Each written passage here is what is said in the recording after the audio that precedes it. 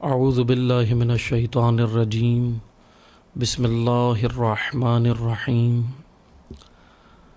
الحمد للہ رب العالمین الصلاۃ والسلام علی اشرف الانبیاء والمرسلین وخاتم النبیین سیدنا و مولانا علی رسولہ الکریم وأہل بیتہ الطیبین الطاہرین المعصومین المظلومین اما بعد فقال اللہ تبارک و تعالی فی کتابہ المجید و فرقانہ الحمید بسم اللہ الرحمن الرحیم الرحمن علم القرآن خلق الانسان علمہ البیان الشمس والقمر بحسبان والنجم والشجر يسجدان والسماء رفعها ووضع الميزان ألا تطغوا في الميزان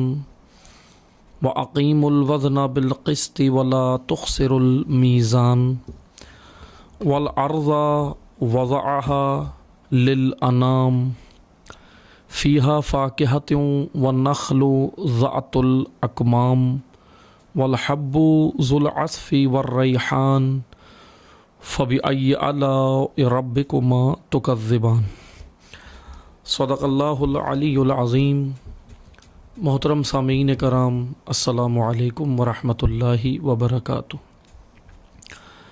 الحمدللہ اللہ تعالیٰ کی لطف و عنایت سے، خداوند تبارک و تعالیٰ کی توفیق سے موضوع گفتگو آپ کی خدمت میں تفسیر سورہ رحمان بیان ہو رہی ہے۔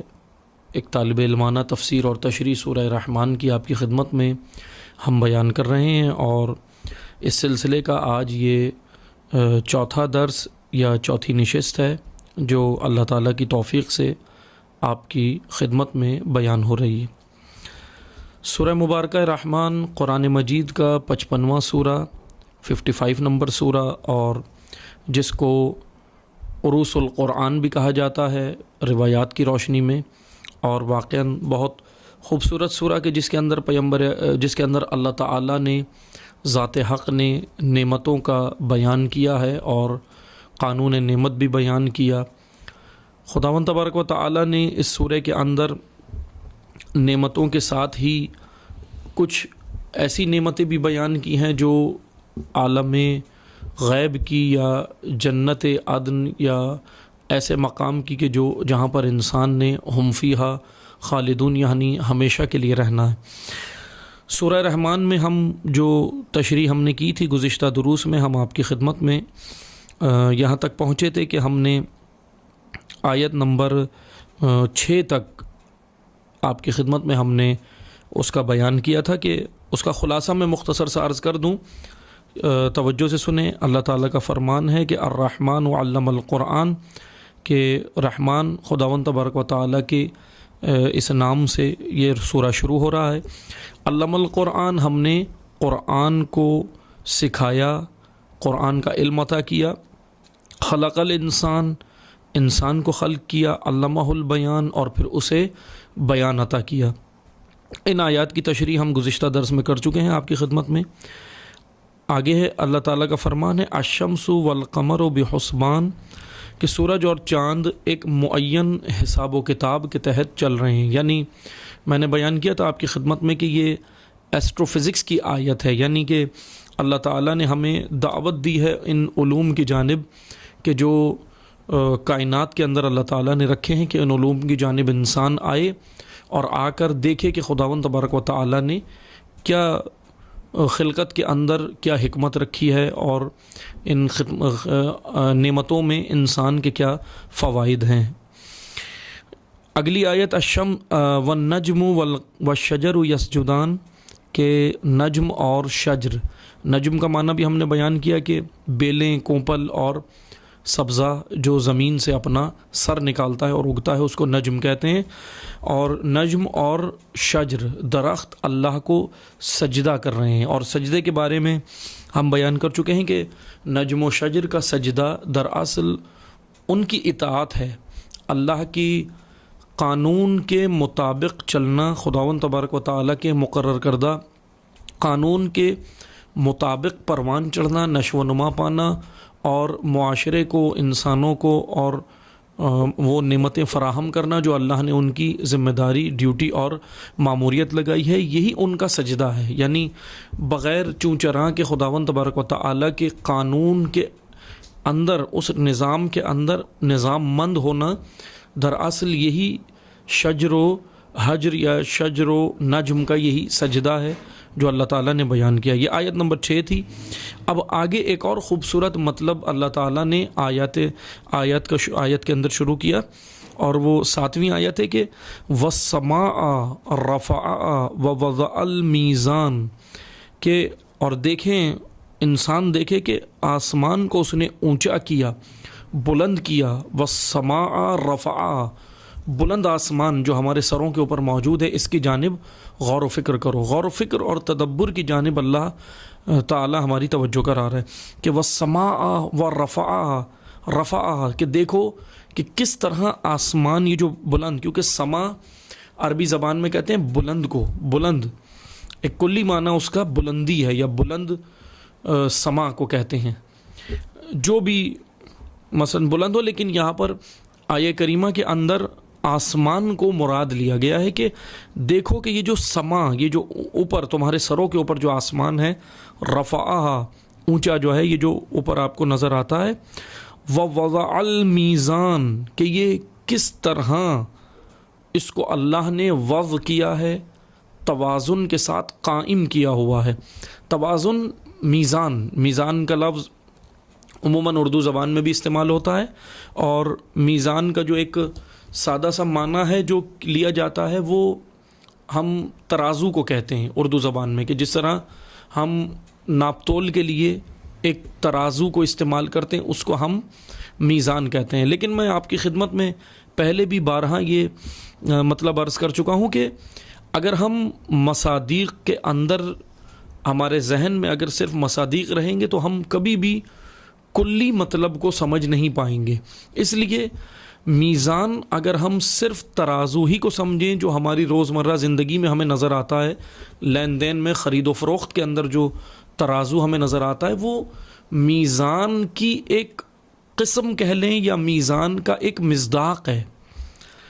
میزان دراصل صرف ترازو ہی کو نہیں کہتے کہ بس جو ہم عام روزمرہ کی روٹین کے اندر جس کے وزن کرنے کے، حساب کرنے کی، جس طرح آج آپ دیکھتے ہیں پہلے ترازو چلتے تھے، اس کے اوپر بٹے رکھ کے تولا جاتا تھا، ابھی بھی ہیں، موجود ہیں، لیکن اب ڈیجیٹل آ گئے، بجلی سے چلنے والے ترازو ہیں کہ جس کے اوپر جو ہے وہ اشیاء کو رکھ کر تولا جاتا ہے۔ یہ میزان ہے، لیکن میزان کا مصداق ہے، یعنی ایسی چیز کہ میزان کا میں اگر ایک سادہ سا معنی بیان کروں، میزان دراصل ایک معیار کو کہتے ہیں۔ معیار، میزان کا کلی معنی ہے معیار، کسی بھی چیز کے لیے معیار، اس کی مطلب ایسا معیار کہ یہ جو ہم آلہ استعمال کرتے ہیں، تولنے والا آلہ، یہ ایک معیار ہے۔ اگر یہ مثلا فرض کریں، اگر ہماری یہ روزمرہ زندگی کے اندر ہی اگر یہ میزان نہ ہوتا، اگر یہ آلہ نہ ہوتا، ترازو جس کو ہم ترازو کہتے ہیں، اگر یہ ترازو نہ ہوتا تو ہماری زندگی کتنی مشکل ہو جاتی۔ کوئی چیز ہم کس طرح لیتے، کس معیار کے اوپر ہم خرید و فروخت کرتے؟ انسان سوچے ذرا کہ کس معیار کے اوپر خرید و فروخت کرتا، کیونکہ خرید و فروخت کے لیے بھی اسے کسی نہ کسی معیار کی ضرورت ہے جس میں وزن کو تولا جائے۔ اور اللہ تعالیٰ نے اگلی آیت میں بیان کیا بھی، جیسے کہا نا اللہ تعالیٰ نے کہ وَالسَّمَاءَ رَفَعَهَا وَوَضَعَ الْمِيزَانَ، کہ آسمان کی جب بات کی تو کہا یہ ایک میزان اور توازن کے تحت قائم ہے، مقرر ہے اس اصول کے اندر۔ میزان اصول اور معیار کو کہتے ہیں، اس اصول میں آسمان جو ہے وہ قائم ہے۔ اللہ تطغوا فی المیزان، اگلی آیت کیا کہہ رہی ہے؟ تاکہ تم توازن قائم رکھنے میں سرکشی نہ کرو۔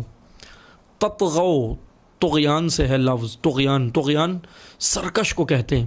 تطغوا یہاں پر لفظ استعمال ہو رہا ہے، یعنی سرکشی، حدود سے باہر نکلنا، سرکش ہو جانا، طاغی ہو جانا، طغیان۔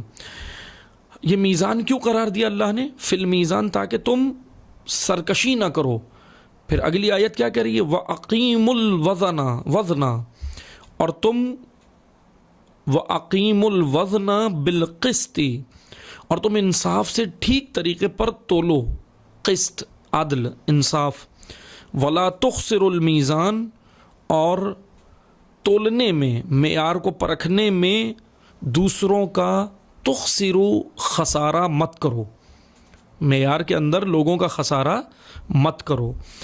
بڑی خوبصورت آیات ہیں، اللہ تعالیٰ نے ایک معیار قرار دیا ہے آسمان کے لیے بھی، کہ آسمان جو یہ کھڑا ہوا ہے، جن ستونوں پر کھڑا ہوا ہے، اب وہ ظاہر سی بات ہے کہ وہ ستون اور پلر ہمیں نظر نہیں آتے۔ ابھی ہم مثلا یہ کہہ سکتے ہیں آسمان کیسے کھڑا ہوا ہے؟ آسمان کسی پلر کے اوپر نہیں کھڑا ہوا۔ آپ نے دیکھا کوئی جیسے ہم چھت کھڑی کرتے ہیں، چھت بناتے ہیں گھر کی، تو دیواروں کے اوپر چھت قائم ہوتی ہے، پھر اس کے لیے پلر بھی بیچ میں قائم کرتے ہیں اگر بڑا کمرہ اور بڑا ہال ہو۔ وہ پلر، وہ ستون ضروری ہیں تاکہ ان ستونوں کے اوپر وہ چھت کا جو وزن ہے وہ اس کے اوپر آ جائے اور چھت گرے نہیں نیچے کی جانب۔ لیکن اللہ تعالیٰ نے یہ جو آسمان ہے، ہم کبھی اس میں غور و فکر کریں کہ اللہ نے اس طرح قائم کیا کہ اس کے اندر کوئی پلر بھی نظر نہیں آتا ہمیں، کہ کوئی پلر لگاؤ ہمارے سروں کے اوپر کیسے قائم ہے۔ یہ بڑی حکمت ہے اللہ تعالیٰ کی۔ یہ مثلاً پھر اس کے بعد اب بہرحال ابھی ہمارا موضوع ہم اس کو زیادہ نہیں کھولیں گے، صرف تھوڑا سا میں اس مطلب کو کھول دیتا ہوں، سما کے بارے میں، آسمان کے بارے میں صرف تھوڑے سے مطالب کھولتا ہوں کہ جس طرح آج انسانوں نے ترقی کی، سائنس نے ریسرچ کی، سائنس نے ترقی کی، سائنس جو ہے وہ انکشافات کی ہے۔ لیکن یاد رکھیں ایک چیز میں یہاں بتاتا چلوں کہ دیکھیں سائنس کی جو ترقی ہوتی ہے یا سائنس جو آج انکشافات کر رہی ہے، ہم اس کو مکمل ایک حتمی نہ فیصلہ نہ دے دیں۔ مثلا یہ نہ سمجھیں کہ بس جو سائنس نے بول دیا وہ لفظ حرف آخر ہے، ایسا نہیں ہے۔ بلکہ سائنس کے اندر آپ دیکھتے ہیں کہ سائنٹسٹ جب ریسرچ کرتے ہیں، اس کے اندر جاتے ہیں، تو کوئی بھی مطلب کسی بھی فیلڈ کے اندر، کسی بھی علم کے اندر جب وہ جاتے ہیں اور ریسرچ کر کے تحقیق کر کے بتاتے ہیں، تو وہ اپنے علم کے مطابق جہاں تک پہنچے ہیں وہ اس کو بتاتے ہیں۔ لیکن قرآن سائنس نہیں ہے، قرآن کسی علم کا محتاج نہیں ہے۔ ایسٹرو فزکس ہو، سائنس ہو، بائیولوجی ہو، ارضیات ہو، سماوات ہو، حیوانات کے علوم ہو، جو بھی علم آج ہمیں کائنات میں نظر آتے ہیں، وہ تمام علوم مرہون منت ہیں قرآن کے۔ لیکن قرآن کسی بھی علم کا محتاج نہیں ہے، کیونکہ قرآن کلام اللہ ہے۔ کلام اللہ، اللہ کا کلام، کسی بھی کلام کا محتاج نہیں ہوتا، کسی بھی علم کا محتاج نہیں ہوتا۔ اگر محتاج ہو جائے تو وہ اللہ کا کلام نہیں ہوتا۔ اسی لیے مثال کے طور پہ اگر قرآن کریم نے کوئی بات کی ہے کسی مطلب کے لیے، کسی بھی موضوع کے اوپر، تو قرآن کریم کی بات کے اندر یا قرآن کریم کی اس آیت کے اندر یا اس علم کے اندر جو قرآن ہمیں دینا چاہ رہا ہے، اس کے اندر کئی پہلو ہوتے ہیں، کئی جہات ہوتی ہیں جو زمانوں کے ساتھ ساتھ تقاضے، زمانے کے تقاضوں کے ساتھ ساتھ کھلتی ہیں، نظر آتی ہیں، آشکار ہوتی ہیں، منکشف ہوتی ہیں۔ لیکن ہمارے اوپر اگر کوئی سائنس کوئی ریسرچ کر کے اگر ہمیں بتائے، سائنٹسٹ اگر یہ بتائے کہ فلاں چیز آسمان کے اندر یہ ہے، یا جس طرح اور ہم پھر قانون کے اندر جاتے ہیں نا، جیسے سائنس ہمیں بتائے کہ مثلا آج آسمان کے اندر انہوں نے ریسرچ کی کہ یہ ہے، کہکشانیں اتنی ہیں، ستارے اتنے ہیں، منظومہ شمسی اس طرح ہیں، تو ہم یہ نہ سمجھیں کہ وہ حتمی بات ہو گئی ہے۔ کیونکہ آپ نے دیکھا ہوگا ایک سائنٹسٹ، ایک سائنسدان جب کوئی ریسرچ کرتا ہے، وہ جاتا ہے تو دوسرا سائنسدان اس سے آگے کی ریسرچ کر کے آ کے اس کی تحقیق سے بڑھ کر کچھ بات بتا رہا ہوتا ہے۔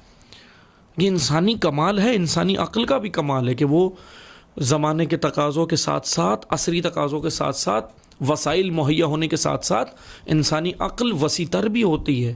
عقل وسیع نہیں ہوتی، ان عقل کے اوپر جو انکشافات ہوتے ہیں اس میں آسانی ہو جاتی ہے زمانے کے وسائل کے ساتھ ساتھ۔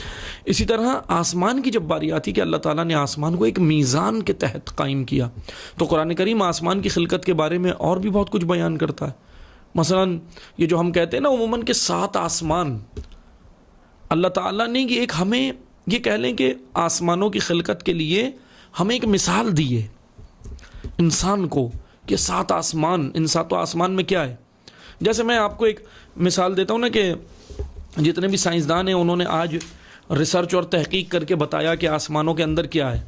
جیسے آج کی تحقیق کے مطابق، جیسے دنیا کا اس وقت جو ادارہ ہے ناسا، دنیا کے اندر بڑا ادارہ ہے، اس کی تحقیق کے مطابق کہ آسمان کے اندر، مثلا آسمان کی خلقت کے اندر میں چند چیزیں آپ کو بتاتا ہوں، پھر ہم آیت کی جانب آئیں گے. جیسے سب سے پہلی جو سطح ہے آسمان کی، جو ہمیں زمین سے نظر آتی ہے، یہ جو ہماری آنکھوں کے اوپر آسمان ہے جو آنکھوں سے ہم دیکھ سکتے ہیں، اس کو سائنسدان یا اس کو سائنس کی اصطلاح میں ٹروپوسفیئر کہا جاتا ہے.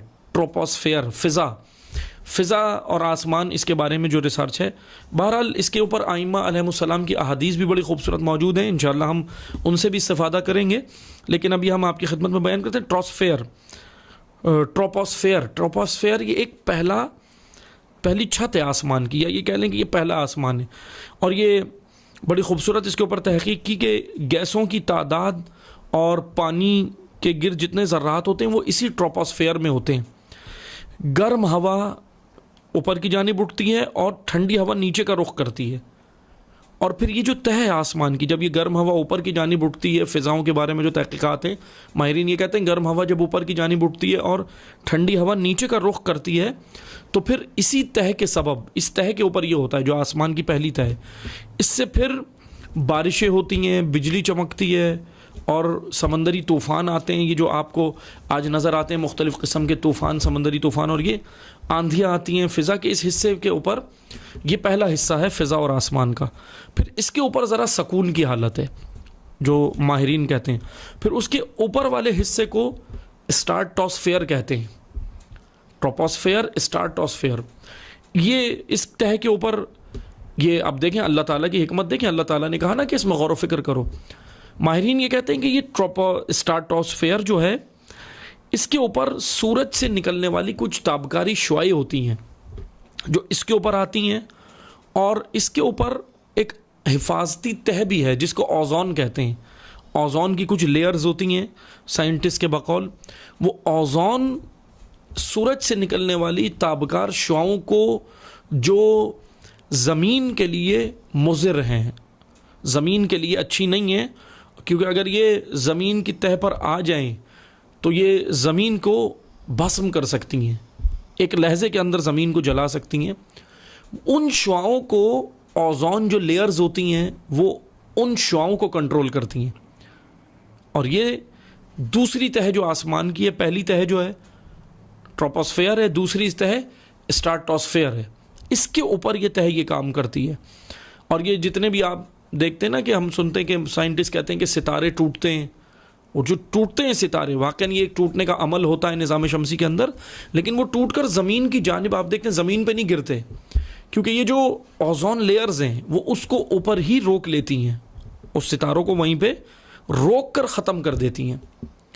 اس وجہ سے وہ زمین کی جانب نہیں آتے. شہاب ثاقب ایک ستارہ ہے جو اسی کے اندر جلتا بھی ہے، وہ اسی تہ کے اندر بہرحال یہ سارے کام ہوتے ہیں. اور جو اس کے اوپر ایک بڑی تہ، یہ 3 بڑی تہیں سائنٹسٹ نے بیان کی ہیں. اور اسٹارٹوسفیئر کے بعد اب تیسری بڑی تہ جو ہے جو اس سے اوپر ہے وہ ایکوسفیئر ہے. یہ بھی ایک تہ ہے، اور یہاں ہوا کی مقدار بڑی معمولی ہے بعض سائنٹسٹ کے بقول.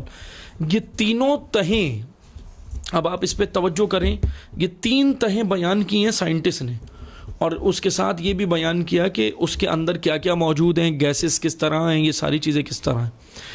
عزیزان محترم، اے انسان، اس پہ غور و فکر کریں کہ یہ تو میں نے ایک نمونے کے طور پہ بات آ گئی تھی تو اس لیے آپ کو یہ بتایا کہ سائنٹسٹ نے یہ ریسرچ کر کے یہاں تک پہنچے. لیکن یہ آسمان ایک میزان کے تحت ہے، ایک میزان کے تحت ہے. میزان کیا ہے؟ میزان ہے ایک توازن، اللہ کا ایک نظام، سسٹم، معیار، اصول. آپ دیکھیں گے یہ ہے نا میزان ہے. یہ سورج سے نکلنے والی تابکاری شعاعیں، اوزون لیئر اس کو روک رہی ہے. ستارے ٹوٹ رہے ہیں، زمین پر آ کر گریں تو زمین کو ختم کر دیں، لیکن اوزون لیئر اس کو، یہ ایک سسٹم ہے اللہ تعالیٰ کا، یہ میزان کے تحت ہے.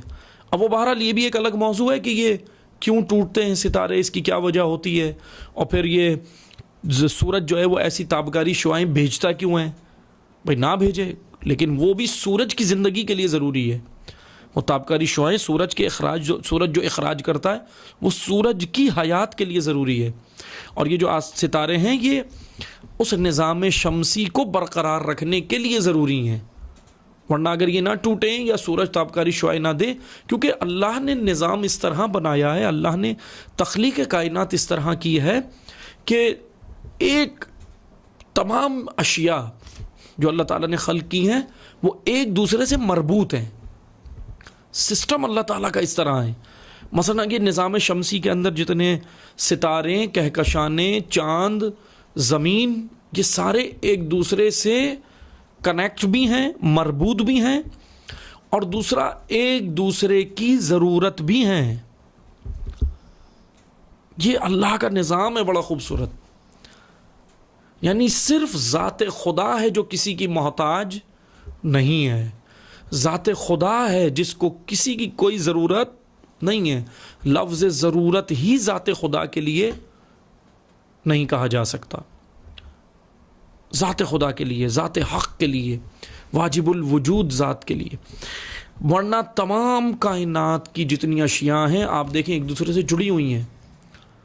سورج کے جتنے یہ سیارے اور اس کے گرد جتنا اس کا نظام ہے وہ سب سورج کی ضرورت بھی ہے، اگر وہ نہ ہو تو سورج کی حیات کے لیے بھی مسئلہ ہے، اور ان تمام سیاروں اور کہکشانوں کے لیے سورج ضروری ہے۔ سورج نہ ہو تو یہ سارا نظام نہیں ہوگا، اس لیے ایک دوسرے کی ضرورت کے تحت اللہ تعالیٰ نے اس طرح اس کو خلق کیا ہے۔ زمین پر سورج کی شعاعیں، زمین پر سورج کے فوائد، وہ سب آپ آشنا ہیں، جانتے ہیں کہ کس طرح اللہ تعالیٰ نے ان کو خلق کیا، لیکن یہ سب ایک میزان کے تحت ہے، میزان سے ہٹ کر نہیں ہے، عدل الہی سے ہٹ کر نہیں ہے۔ یہی عدالت الہی کہ خدا نے کیا خوبصورت نظام قائم کیا۔ اب اسی میزان کو جب ہم اپنی آج روٹین کی لائف میں لاتے ہیں تو ہمیں روزمرہ چیزیں خریدنی ہوتی ہیں، تو پھر کیا ہوتا ہے، اس میزان کی ضرورت پڑتی ہے، اس کے اندر ہم تولتے ہیں، دیکھتے ہیں۔ اگر یہ میزان نہ ہو، آلہ نہ ہو، تولنے کا کوئی معیار نہ ہو، تو ہم کس طرح اشیاء خورد و نوش لے سکیں گے، خرید و فروخت کر سکیں گے، یا دیگر اشیاء کی خرید و فروخت ہو سکے گی؟ یہ ایک معیار ہے۔ اسی طرح میزان ایک اور جگہ پر استعمال ہوتا ہے، آپ نے دیکھا کہ روایات میں بھی کہا گیا ہے کہ میزان، ایک سب سے بڑا میزان جو اللہ تعالیٰ نے قائم کیا ہے نا، وہ جانتے ہیں وہ کیا ہے؟ وہ یہ ہے کہ انسان کو زندگی میں اس میزان کی ضرورت ہے۔ یہ جو عام تولنے کا میزان ہے، یہ تو ایک مادی ضروریات جو ہماری اس کے لیے ہیں، مادی جو ہماری ضروریات ہے اس کے لیے بھی ایک میزان ہے نا جو ہم استعمال کرتے ہیں، لیکن عزیزان محترم ایک میزان وہ ہے جو ہمارے نفس اور روح کے لیے اللہ تعالیٰ نے خلق کیا ہے، یعنی خود انسان کے وجود کے لیے ایک میزان ہے۔ اگر اس میزان کے تحت وجود انسانی نہیں ہوگا، وجود انسانی چل نہیں سکتا۔ اور وہ میزان کیا ہے؟ جیسے ہم جب روایات کی جانب جاتے ہیں تو حضرت امام علی ابن موسیٰ الرضا علیہ الصلوۃ والسلام، امام ہشتم، 8ویں امام سے یہ روایت ہے۔ امام رضا علیہ السلام سے جب میزان کے بارے میں پوچھا ایک شخص نے، کہ مولا یہ بتائیں میزان ہے کیا؟ اللہ نے جو میزان کا حکم دیا، یا میزان کو مثلا ہم سنتے ہیں روایات کی روشنی میں، تو وہ میزان ہے کیا؟ امام رضا علیہ السلام نے بولا کہ وجود امام میزان ہے امت کے لیے۔ وجود امام یعنی ائمہ علیہ السلام کا وجود، پیمبر کا وجود، نبی اکرم کا وجود، انبیاء کا وجود معیار ہے جن و انس کے لیے، انسانوں کے لیے، انسانوں کے اعمال۔ مثلا اللہ تعالیٰ نے کہا نماز پڑھو، اللہ تعالیٰ نے کہا نیکی کرو، اللہ تعالیٰ نے کہا امر بالمعروف کرو، خدا نے حکم دیا نا ہمیں۔ اب ہم جو اعمال انجام دیتے ہیں وہ اعمال کس میزان پر پرکھے جائیں؟ سوال یہ بنتا ہے میزان تولنے کا، روز محشر ہے، ہمارے اعمال کس معیار کے تحت خدا قبول کرے گا؟ اعمال کی قبولیت کا معیار اعلیٰ، وہ میزان کیا ہے؟ امام رضا علیہ السلام فرماتے ہیں وجود امام۔ یعنی بڑا خوبصورت اللہ کا قانون ہے. ہم ہیں انسان ناقص، انبیاء اور ائمہ ہیں انسان کامل. ناقصین کے اعمال کا معیار اللہ نے انسان کامل کے وجود کو رکھا ہے. ہمارے اعمال کا معیار وجود امام ہے. یعنی یہ جو ہم سنتے ہیں نا کہ ان کی محبت میزان ہے، اہل بیت کی محبت میزان ہے، لیکن اس کے ساتھ ایک مشکل یہ ہوئی ان احادیث کے ساتھ کہ ان احادیثوں کی وضاحت کی ضرورت تھی.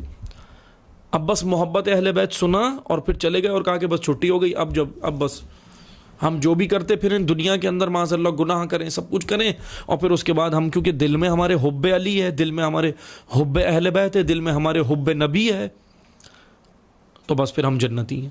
یہ معیار نہیں عزیزان محترم، یہ ایسے دین نہیں ہے.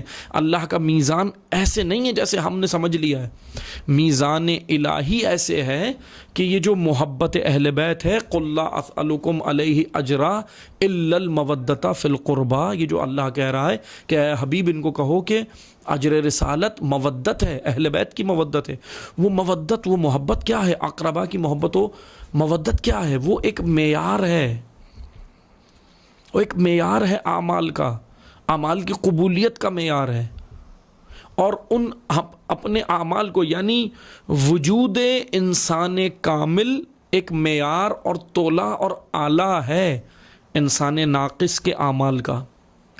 جانتے ہیں یہ میزان کیسے ہوگا؟ روز محشر جو خدا نے کہہ دیا نا کہ میزان میں تمہارے اعمالوں کو رکھا جائے گا، وہ میزان اس طرح نہیں ہے جو ترازو ہوتے ہیں، بٹے رکھ دیا آپ نے، ادھر وزن رکھا اور ایسے ہو گیا. ہمارے ذہن میں تو ابھی یہی میزان ہے نا.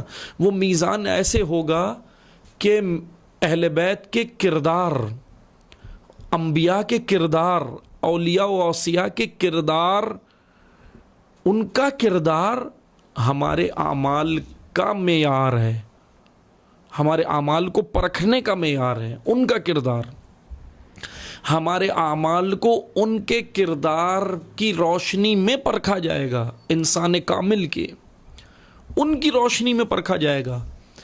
آپ نے مثلا میں نے نمازیں پڑھیں، میں نے روزے رکھے، معیار کیا تھا؟ کس لیے کیے؟ اس میں کتنا اخلاص تھا؟ ان اعمال کو وہاں اہل بیت، انبیاء، اوصیاء، اولیاء، ان کی عبادتیں، ابھی توجہ سے سنیں کہ یہ معیار کیا ہے. اہل بیت اور انبیاء کی عبادتیں ہماری عبادتوں کو پرکھنے کا معیار ہے، میزان ہے. اس طرح اعمال اللہ تعالیٰ نے رکھے ہیں قبولیت کے لیے کہ ان کے اعمال کی روشنی میں ہمارے اعمال کو پرکھا جائے گا. کس طرح انجام دیا؟ جیسا انہوں نے بتایا تھا ویسا ہی انجام دیا. اس لیے تو ہمیں کیا کہا گیا کہ رسول اللہ صلی اللہ علیہ وآلہ وسلم کی ذات اے انسانوں تمہارے لیے اسوہ حسنہ ہے، یعنی ان کی سیرت کو اپنا لو. جب ہم ان کی سیرت کو اپنائیں گے یہی میزان ہے. ان کی سیرت، ان کی پیروی، ان کی تعصی، ان کی اطاعت، یہ ہمارے اعمال کا معیار ہے. اور اسی میزان کی وجہ سے اللہ تعالیٰ نے کیا کہا؟ اسی میزان کے تحت کائنات بھی قائم ہے. میزان میں قائم ہے کائنات. اللہ تعالیٰ کا نظام ہی میزان ہے، اس کے اندر یہ ساری کائنات ہے. آج تمام کہکشانیں، چرند پرند، یہ ایک میزان کے تحت ہیں، ایک قانون کے تحت ہیں. انسانوں کے لیے بھی ایک قانون ہے، اور وہ اس طرح اللہ تعالیٰ نے رکھا. والسماء رفعها ووضع المیزان، سما آسمان ایک میزان کے تحت ہے. پھر اللہ تعالیٰ نے کیا کہا؟ اللہ تطغوا فی المیزان، میزان میں سرکشی مت کرو، طغیان نہ کرو، غلط مت تولو. وَأَقِيمُوا الْوَزْنَ بِالْقِسْطِ وَلَا تُخْسِرُوا الْمِيزَانَ، اور تم انصاف سے، ٹھیک طریقے سے تولو، اچھے طریقے سے، قسط، عدالت. وَلَا تُخْسِرُوا الْمِيزَانَ، اور خسارہ نہ کرو، میزان میں خسارہ نہ کرو، معیار عدل میں خسارہ نہ کرو. یہ 9 آیات تھیں. اگلی آیت ہے وَالْأَرْضَ وَوَضَعَ لِلْأَنَامِ، اور زمین کو اس نے بنایا تمام خلائق کے لیے. اللہ اکبر. وَوَضَعَ للانام، انام عوام الناس، عوام الناس کے لیے اس نے زمین کو بنایا. فیہا فاکہۃ والنخل ذات الاکمام، جس میں میوے ہیں، کھجور کے درخت ہیں خاص طرح کے غلافوں والے، اکمام غلافوں والے. والحب ذو العصف والریحان، اور دانے ہیں اس کے اندر جو پتوں کے اندر ہوتے ہیں، اور خوشبودار پھل ہیں، پھول ہیں. فَبِأَيِّ آلَاءِ رَبِّكُمَا تُكَذِّبَانِ، پھر آگے اللہ تعالیٰ نے کہا کہ تم اپنی رب کی کس کس نعمت کو جھٹلاؤ گے، کس تکذیب کرو گے. یہ آیات آج ہم نے جو ابھی یہاں تک پڑھی ہیں، 9 آیات آپ کی خدمت میں بیان کی ہیں میزان تک. آگے اللہ تعالیٰ نے جو عرض کا ذکر کیا ہے کہ زمین کو دیکھو، زمین میں کیا ہے، اور پھر اس کے اندر کھجور، اور پھر اس کے اندر یہ نخل، اور اس کے اندر یہ ساری چیزیں. پھر یہ انشاءاللہ ہم اس کو اگلے درس میں آپ کی خدمت میں ہم بیان کریں گے انشاءاللہ. ابھی ہم اس درس کو یہیں روکتے ہیں، باقی جو انشاءاللہ ہوگا وہ آپ کی خدمت میں اگلے درس میں بیان کریں گے. والسلام علیکم ورحمۃ اللہ وبرکاتہ.